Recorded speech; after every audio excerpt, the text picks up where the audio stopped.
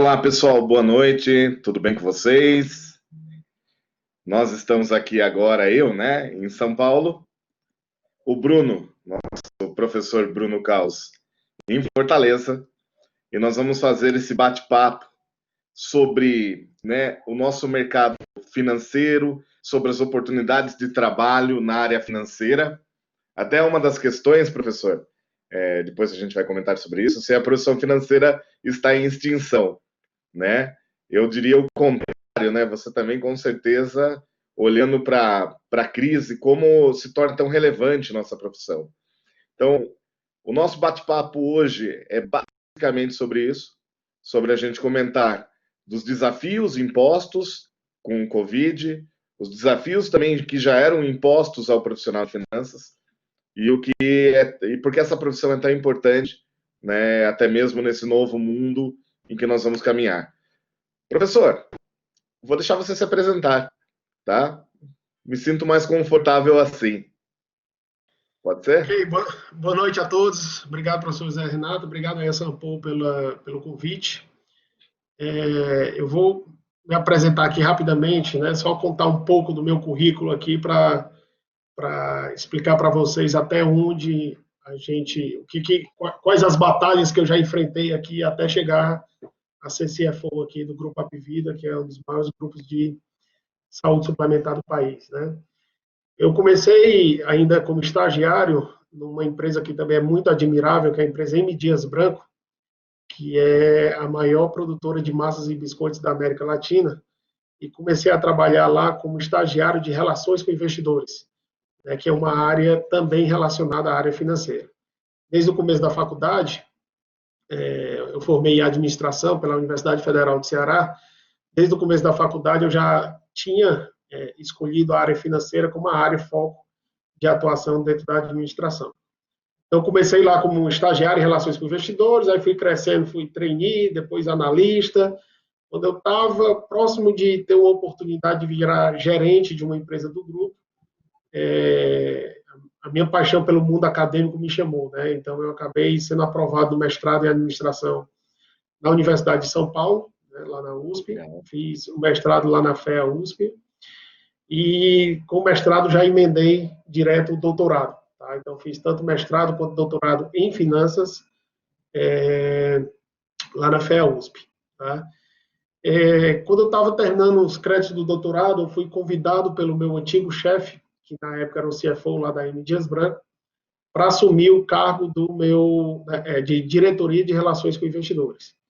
Então, ainda morando em São Paulo, eu assumi o cargo lá de diretor de relações com investidores do Grupo M. Dias Branco. Isso era em 2013, mais ou menos. E aí era uma área que era relacionamento com investidores e a área de investimentos, né, que fazia análise econômica financeira de projetos de investimento. E fiquei 3 anos nesse posto, lá na M. Dias Branco, quando surgiu a oportunidade de se tornar diretor financeiro aqui do Grupo Apivida, que é um cargo que eu exerço aí desde maio de 2016, com muito orgulho. Além de, quando possível, né, a agenda é muito complicada, mas eu tenho sim dado aula aí no curso de finanças da Sampo em Fortaleza, e também sou professor do mestrado profissional em administração da Universidade de Fortaleza, aqui no campus, aqui na capital. Então, rapidamente, o meu currículo foi passado sempre focado em finanças, seja no lado acadêmico, que você faz faculdade, MBA, mestrado, doutorado em finanças, como na vida prática, vamos chamar assim, nas organizações em que eu sempre trabalhei na área de finanças.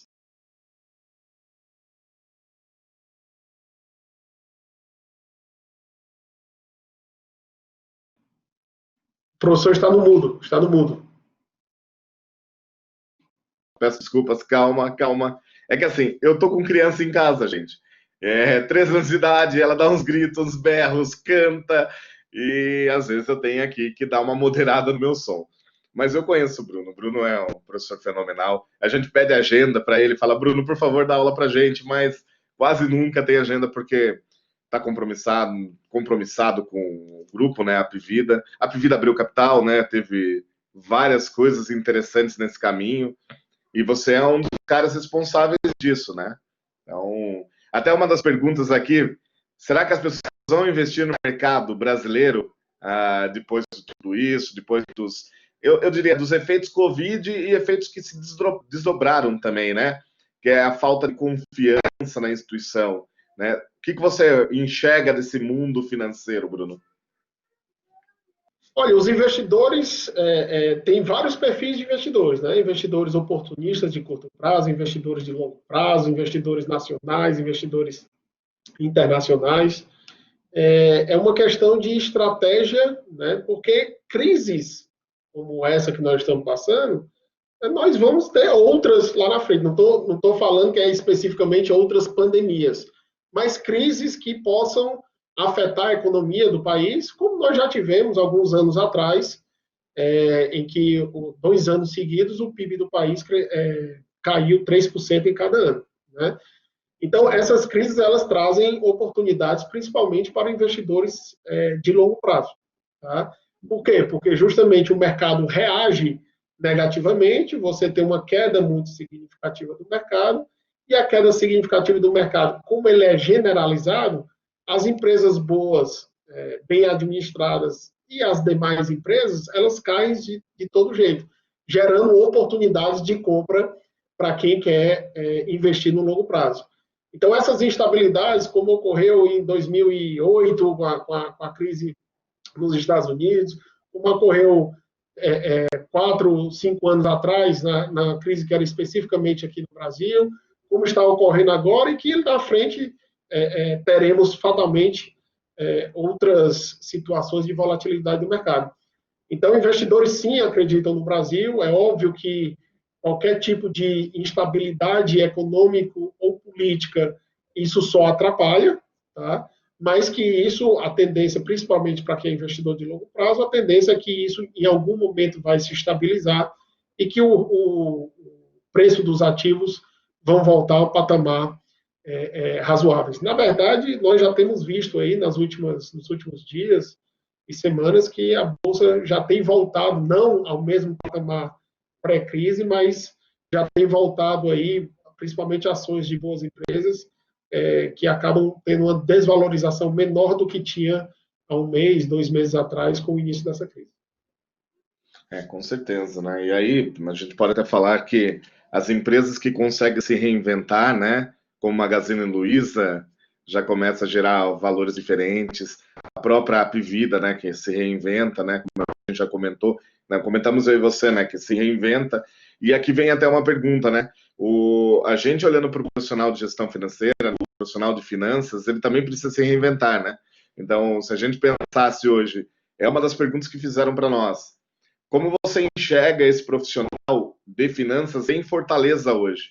Há uma necessidade de profissional de finanças, né, para o mercado de Fortaleza, para as empresas de Fortaleza? E eu, quando eu sempre dou aula de finanças também em Fortaleza, né, acabo encontrando doutor fazendo curso, médico fazendo curso, engenheiro fazendo curso de finanças, e sinto que há uma demanda muito grande. Mas você que vive a região local, o que você me falaria? Em qualquer parte do mundo, profissionais qualificados de finanças vão ter oportunidades. Isso é fato.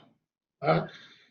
Se você tem um currículo que é um currículo parecido com o que metade do pessoal que está interessado nas vagas, etc., vai ter, vai ficar muito mais difícil você ganhar efetivamente uma oportunidade.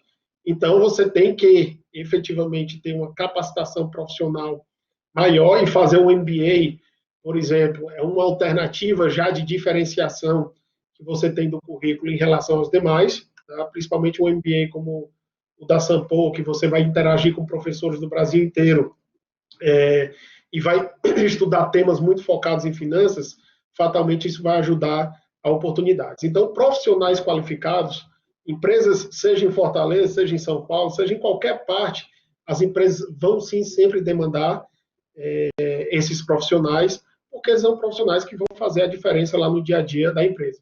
Agora, profissionais que tenham apenas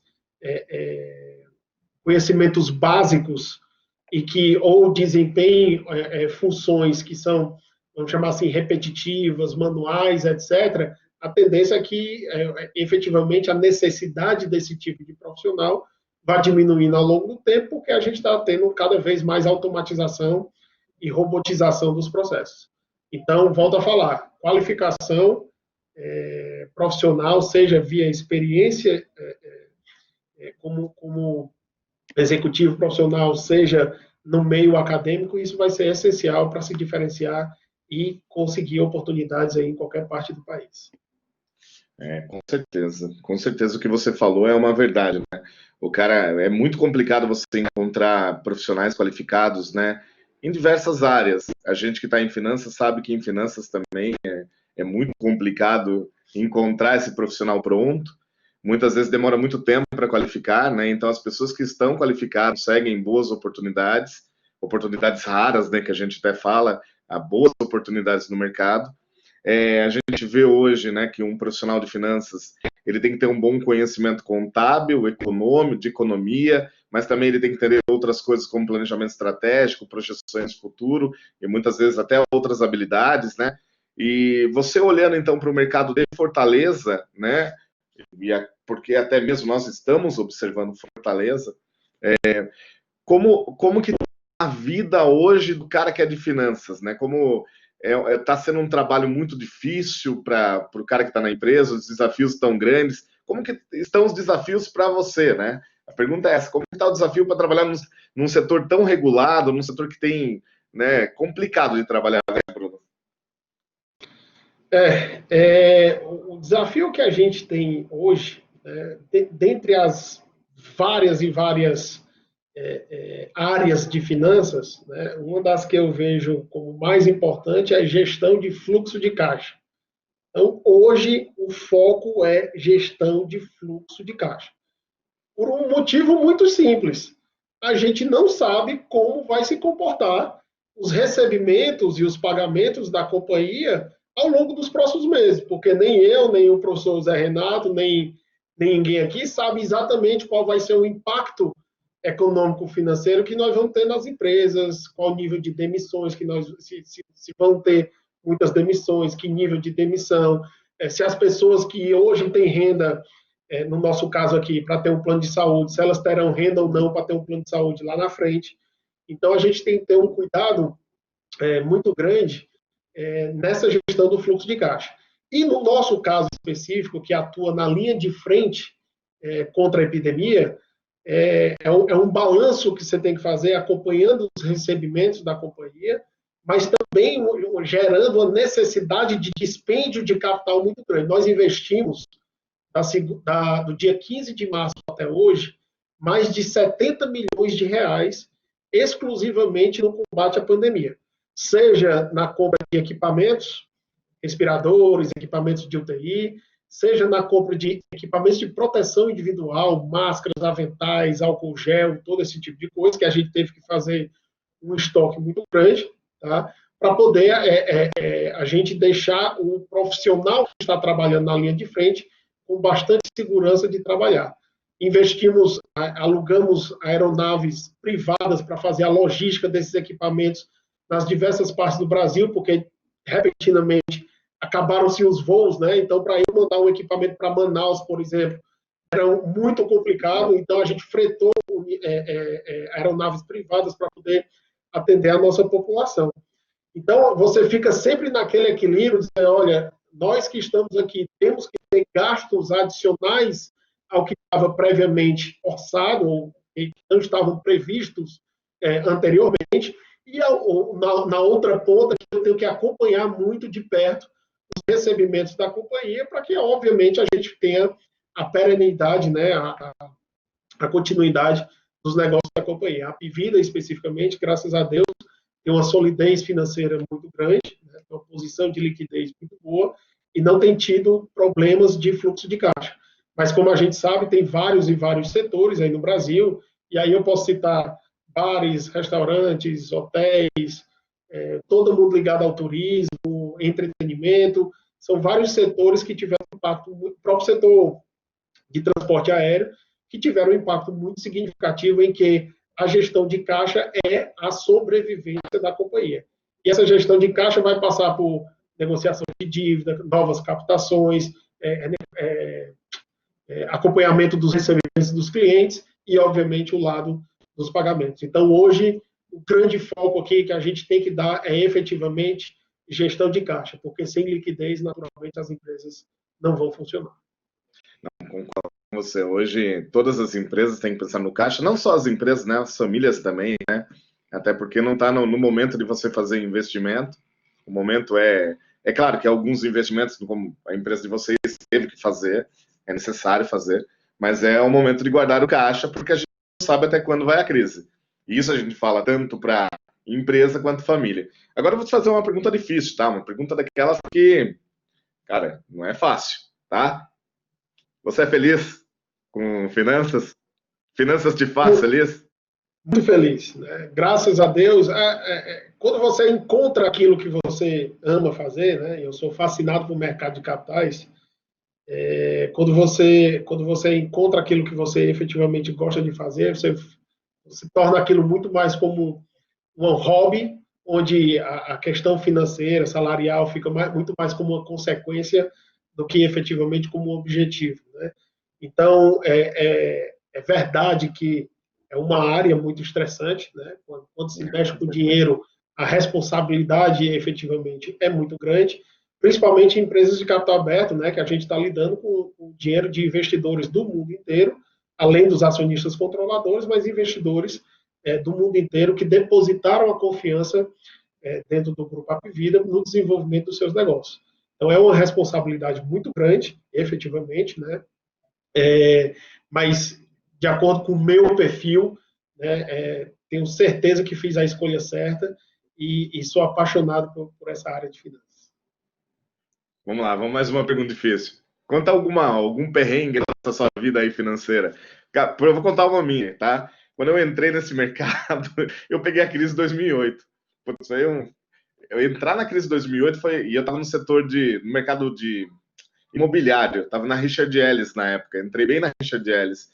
Cara, eu vi o mercado financeiro desabando e olhando para o mercado, já tinha visto isso em 94, mas 94 eu era criança, né?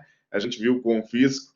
Então, quando você pegou um perrengue assim, também está numa empresa e pegar aquele momento difícil de finanças, agora você já pegou, mas antes, até para a gente refletir o que pode acontecer agora.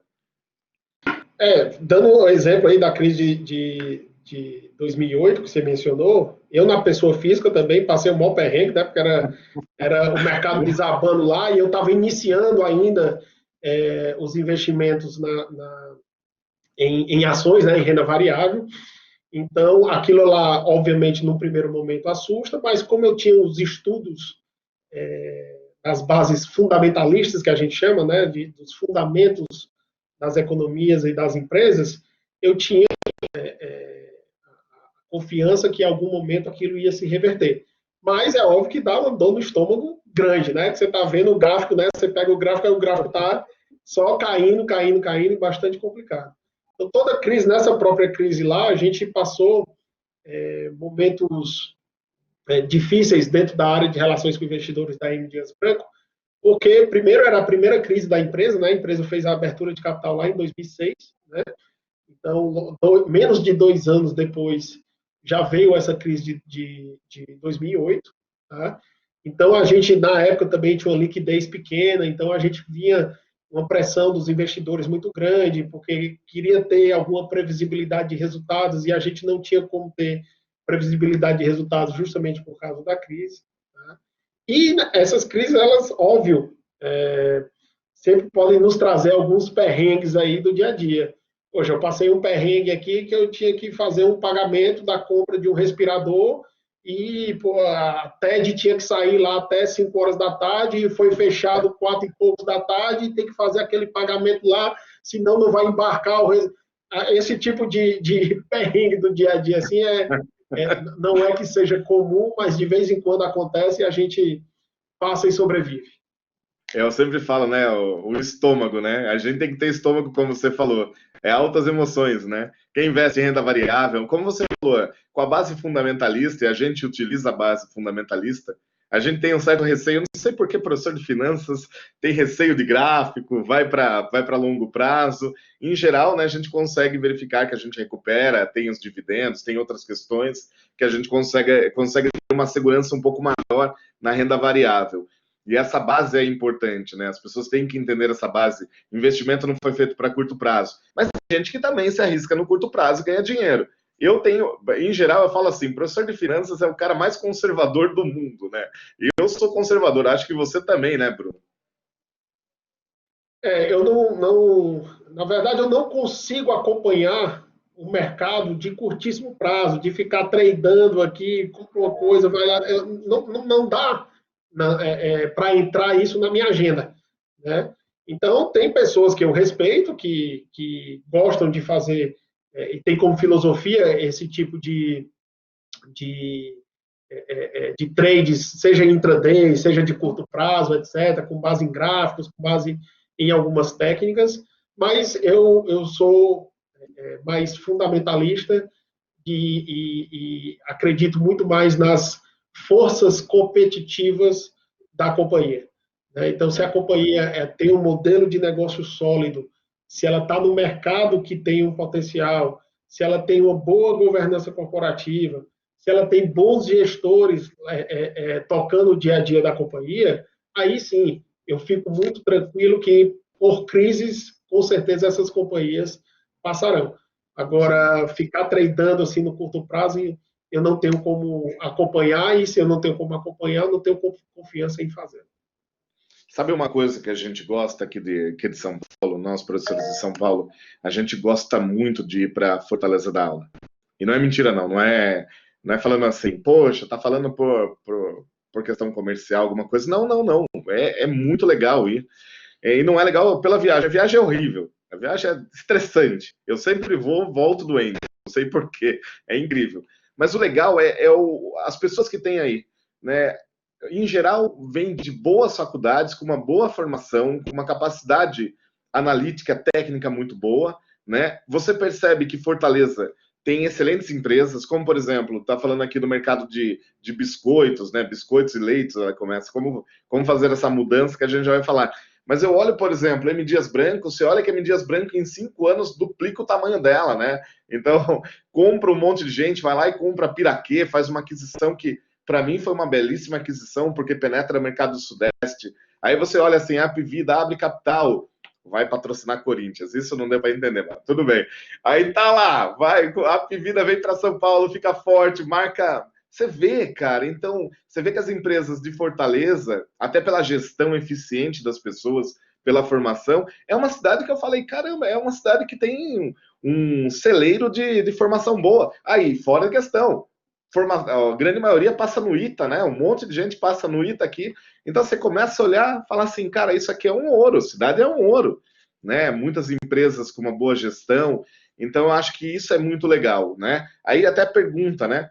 Como vai fazer essa transição maluca, né? De sair do mercado de biscoito para o mercado de saúde, né? Não foi fácil, foi difícil. Como é que foi para você? Olha, apenas comentando aqui a questão do Ceará, que a gente tem efetivamente excelentes profissionais e acadêmicos, é muito da dificuldade que se torna a oportunidade. O Ceará sempre foi um estado muito pobre, né? Que representa aproximadamente 2, 3% do PIB nacional, tá? E através dessas dificuldades é que as pessoas vão correndo atrás, vão buscando oportunidades e também um dos motivos pela qual nós desenvolvemos, vamos chamar assim, brilhantes empreendedores, né? Como é o caso do Dr. Cândido, fundador da Apvida, como é o caso do seu Ivers Dias Branco, era o fundador da M. Dias Branco, como tem a empresa Pague Menos, Grupo Edson Heróis e várias outras grandes empresas no Brasil, aliás, sediadas aqui no Ceará, mas que já têm atuação nacional. Três Corações, a Café Três Corações, é uma empresa brilhante também. Então, é da dificuldade que se tornam as oportunidades, né? Na dificuldade de um mercado muito pequeno, você vai criando uma oportunidade, desenvolvendo um modelo de negócio que pode fazer um sucesso aí nacional, como é o caso dessas empresas que eu mencionei há pouco, dentre várias outras, tá? Não. Mas falando da migração, né, realmente no começo foi um choque, né? Eu acompanhava muito o mercado de commodities, né, mercado de trigo, mercado de óleos vegetais, mercado de açúcar, porque são os principais componentes de custo lá das massas e dos biscoitos, lá da M. Dias Branco. E de repente eu estava num setor altamente regulado, com uma série de instruções normativas, com dados financeiros contábeis bastante específicos, provisões técnicas, tudo muito diferente. Tá? E eu passava a conversar com investidores em que antes eu estava falando do potencial de mercado, desenvolvimento de produtos, consolidação, etc. E de repente eu estava falando do plano de saúde ser terceiro maior bem desejado pela família brasileira, falando de hospitais, discutindo com médicos, enfim, regulação, várias coisas muito diferentes. Eu encarei isso como uma grande oportunidade, né? Até porque o setor de saúde suplementar é um setor muito grande, né? E muito diversificado. Né? Então, e se você colocar o setor público mais o privado, aí é que é um setor gigantesco e com muitas oportunidades. Então, encarei isso como oportunidades, aí tinha que sentar, estudar, conversar com as pessoas da empresa, entender o modelo de negócio, entender as características técnicas da regulação, que naturalmente isso leva um tempo, mas hoje, obviamente, depois de 4 anos, já estou bastante ambientado aí com o setor e conhecedor aí de boa parte das normas regulatórias aí do setor de saúde suplementar. Não, com certeza. Tem uma pergunta da Eliane aqui, eu estou fazendo as perguntas do pessoal, só não falo o nome, tá? Uma foi do Henrique aqui, nosso grande parceiro Henrique, que está aqui junto com a gente. A outra da Eliane, atuo na área de finanças, né, há algum tempo, já 25 anos, algum tempo, bastante tempo, parabéns aí. E nesse momento, como atuar com pequenas e médias empresas, ela está pensando em atuar em pequenas e médias empresas com assessoria. Ela está com uma dificuldade de recolocação no mercado, né? E é o caminho trabalhar com pequenas e médias empresas. Eu diria já, da minha parte, sim, mas vou passar para você, porque você conhece mais que eu, aí Fortaleza. Olha, pequenas e médias empresas, a grande diferença do que atuar com as grandes empresas é que você atua num conjunto de setores de finanças. Por exemplo, lá dentro da Apivida, eu tenho muito bem separado a área de controladoria, que tem a área de contabilidade, de orçamento, a área fiscal, a área de contas a pagar, de contas a receber, diferente, né? Fora da controladoria, mas contas a pagar, contas a receber, tesouraria, tudo muito bem separado. Né? Por quê? Porque a empresa é muito grande e, naturalmente, você precisa dimensionar isso de forma correta. Quando você está trabalhando com pequenas empresas, principalmente, aquele profissional de finanças, ele não fica super especializado. Ele, ao mesmo tempo, tem que ser o contas a pagar, o contas a receber, a cobrança. De repente, ele é o cara também que ajuda na contabilidade, com a contabilidade terceirizada, que tem que entender. Então, ele tem que ser muito mais multi-skills, né? Vamos chamar assim. E que é um desafio efetivamente diferente. Né? Você tem que ter uma visão mais sistêmica da área de finanças, porque você tem que atuar nas diversas frentes. Então, são oportunidades diferentes. Naturalmente, pequenas e médias empresas de diversos setores podem gerar muitas oportunidades, e uma coisa é certa: todas essas empresas efetivamente demandam profissionais qualificados de finanças, que não é fácil encontrar em nenhuma parte do país. Com certeza. Aqui, né, em São Paulo, eu estou falando até respondendo a Eliane também, tenho um amigo que tem uma empresa de contabilidade forte, grande, já atua mais também de 25 anos com contabilidade, e ele está migrando o processo dele para a gestão financeira de pequenas e médias empresas. Ele está pegando as empresas de contabilidade que ele atua e colocando serviços financeiros, porque ele entende, né, que essas empresas necessitam de serviço financeiro muito mais que contabilidade. Contabilidade de antes, sim, essa vem perdendo um pouco de valor, mas a controladoria, né, toda essa parte do controller e de fazer essa parte de gestão financeira é muito importante. E, assim, só comentando, né, como eu te falei, a gente já teve médicos fazendo o nosso curso, porque ele pensa assim, cara, eu vou ser gestor de hospital, e eu tenho que ter a bagagem de finanças para ser um bom gestor de hospital. E outra questão também, empreendedor. Fortaleza, como você falou, para mim é cidade de empreendedores. A gente senta numa sala de aula e o cara fala: eu tenho um cachorro quente aqui e quer sair. Eu tenho um açaí aqui, eu tenho uma loja disso. Cara, eu vou dar aula aí, o cara é empreendedor. E eu vejo assim, para ele a bagagem de finanças, como a gente estava comentando, é importantíssima, né? Porque ele precisa entender de caixa, precisa entender de como tomar financiamento. Então, queria que você falasse, seus amigos aí são empreendedores, Bruno? Tem muito amigo empreendedor aí? Vários amigos empreendedores de diversos setores específicos, amigos que também já estão tornando as empresas, estão indo além do estado do Ceará, né, já estão regionalizando, nacionalizando as empresas, em diversos setores, seja no setor de alimentos. Eu tenho um grande amigo aqui que é dono de uma loja, de algumas lojas, né, de doces e salgados, etc., que chama Tortelê. Eu tenho amigos aqui que atuam na área de gestão patrimonial das empresas, que é um colega, um amigo que é dono da empresa chamada Trílogo, que está se tornando nacional, está com um escritório em São Paulo, inclusive. E aí você tem várias, inclusive amigos meus que abriram assessoria de investimentos, né, que hoje algumas dessas instituições financeiras, como BTG, XP, etc., eles abriram escritórios de representação aqui e dão assessoria de investimentos aos seus clientes, né? Então, tem empreendedores aqui de todos os setores que você puder imaginar. Eu sei disso. E esses caras têm que saber de finanças, né, Bruno? Senão o negócio não vai, né? É o caixa, né, e as finanças é o coração do negócio, né? Sem uma gestão correta disso aí, não vai, não anda. Uma das grandes, né, as pesquisas aí de Sebrae, essas instituições, uma das grandes causas, né, de quebra das empresas, né, efetivamente a má gestão do capital de giro da empresa. Tá? Então, e que isso está totalmente relacionado, né, à questão de caixa. Então, por ser o coração da empresa, né, óbvio que você tem que ter um modelo de negócio, a prestação de serviço ou do teu produto, mas sem uma boa gestão financeira, efetivamente não dá para evoluir. O caixa é rei, né? Como a gente usa a expressão. Caixa é rei. E assim, eu falo até para os comediantes, que assim, Fortaleza tem muito comediante, me divirto em Fortaleza. Até eles têm que entender de finanças, porque, poxa, dinheiro, caixa é rei, sem dinheiro não consegue ter bons negócios, né? Você quebra, né? A gente está vendo hoje que as empresas nesse processo, né, de Covid, restaurante, loja de shopping, ela acaba quebrando, né? Acaba não conseguindo suportar porque ela não tem o caixa.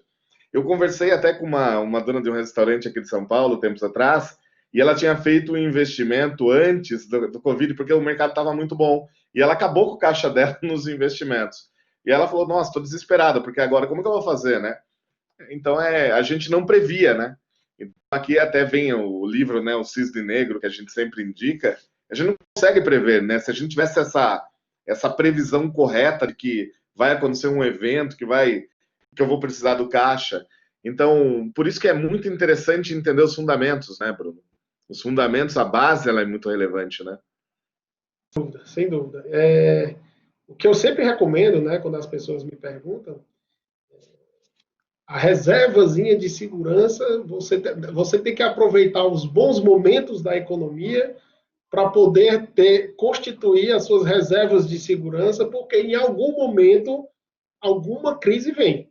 Ela pode ter uma imprevisibilidade muito grande, como foi o que aconteceu agora, efetivamente era muito difícil de prever, ou você tem algum tipo de previsibilidade um pouco maior, como foi a crise ali em 2014, 15, 16. Então, a gente tem que sempre aproveitar dos bons momentos, quando os negócios estão indo bem, para constituir a reserva que você vai ter que utilizar em eventuais crises que possam impactar o teu negócio de forma direta. Né? Claro que isso sempre tem que vir com um equilíbrio entre o guardar aquele caixa ou tomar uma determinada oportunidade, né? No caso da sua colega aí, ela estava vendo a oportunidade e efetivamente a economia estava girando mais, então ela acabou utilizando o caixa para um novo investimento, você tem que combinar isso aí e tem que tomar risco, não tem jeito, né? Mas sempre que possível, a recomendação é utilize os momentos bons da economia para poder salvar o seu caixa, gerar caixa suficiente para ter uma reserva para enfrentar os maus momentos econômicos. Não, com certeza. Eu até sempre falo isso, como nós temos filhas pequenas, é filha que você tem? A minha é filha, a sua também é filha, né? Ou é filho? Eu tenho um casal, uma filha de Um 2 anos e casal. meio e um filho de 1 ano. Eu sempre falo, né? A história da cigarra e da formiga. A formiga, ela guarda no momento. Você percebe que é um livro de finanças, né? Ela guarda no momento bom para o momento ruim, né? E a cigarra não. E aí tem toda aquela história. Parece brincadeira, eu sempre falo isso, mas é um livro que considera assim. Então, olhando toda essa parte, né? Olhando para todo o nosso mercado, e de novo, olhando para esse ponto difícil, né? Eu sempre recomendo, e isso também eu queria que você falasse, quando a gente toma um tombo na bolsa, a primeira coisa que a gente tem é ficar com medo de entrar novamente, né? Então eu tenho vários amigos que entraram e por não ter a base, quando eles entraram, eles pedem o dinheiro, eles falam, não, isso não é para mim, eu não vou entrar mais, né? Qual recomendação para uma pessoa que entrou agora, teve esse sofrimento na bolsa, o que ela deve pensar? Sei que você já comentou, mas agora comente como recomendação, tópicos de recomendação, pílulas de recomendação. Olha, como eu falei aqui há pouco, né, a questão, na minha percepção, sempre vai estar nos fundamentos da empresa, na solidez do modelo de negócio, das forças competitivas que aquela empresa tem. Tá? Se ela está atuando no mercado que tem seu potencial, se ela tem boas pessoas, bons gestores, governança, um modelo de negócio forte, não vai ser uma crise dessa que vai abalar a estrutura da empresa como um todo. Né? Então, vai cair o preço da ação aqui e depois vai subir o preço da ação quando as perspectivas mudarem. Né? Lembrando sempre que o mercado financeiro ele vive de expectativas. Né? Então, estamos sempre olhando para frente.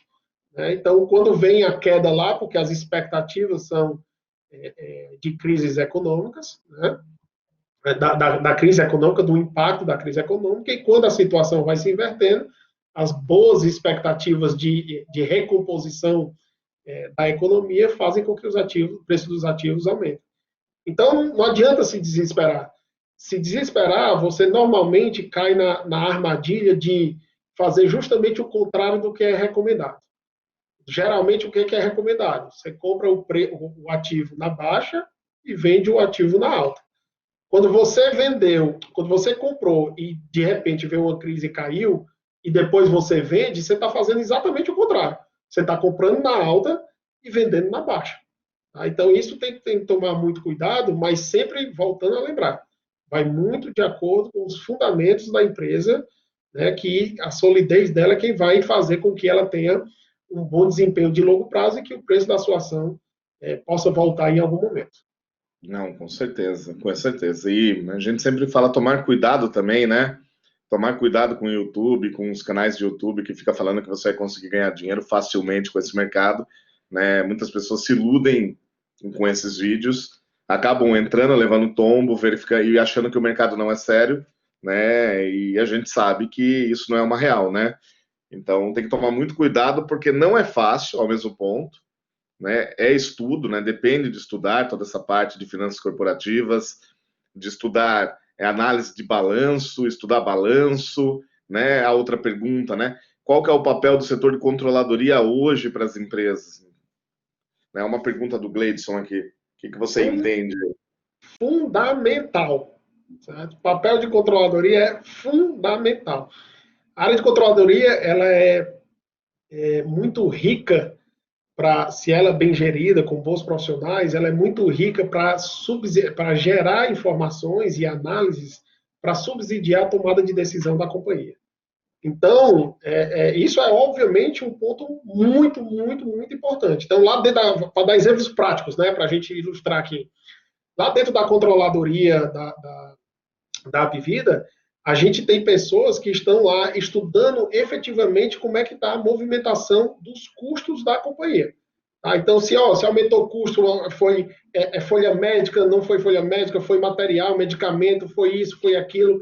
E isso vai, essas análises, né, a obtenção dessa informação e essas análises vão subsidiando a tomada de decisão, por exemplo, para a gestão de rede própria da companhia.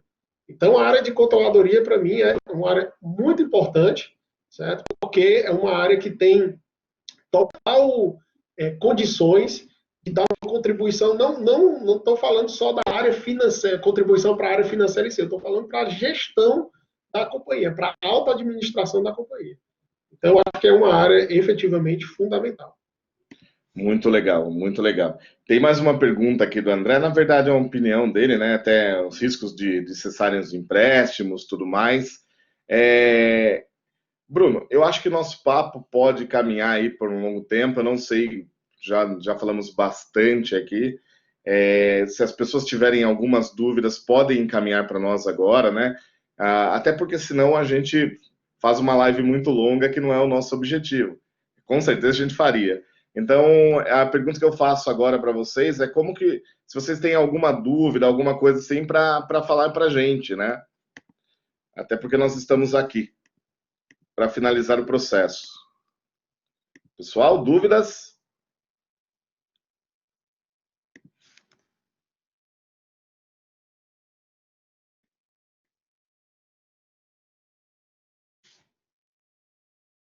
Acho que o pessoal não tem mais dúvidas.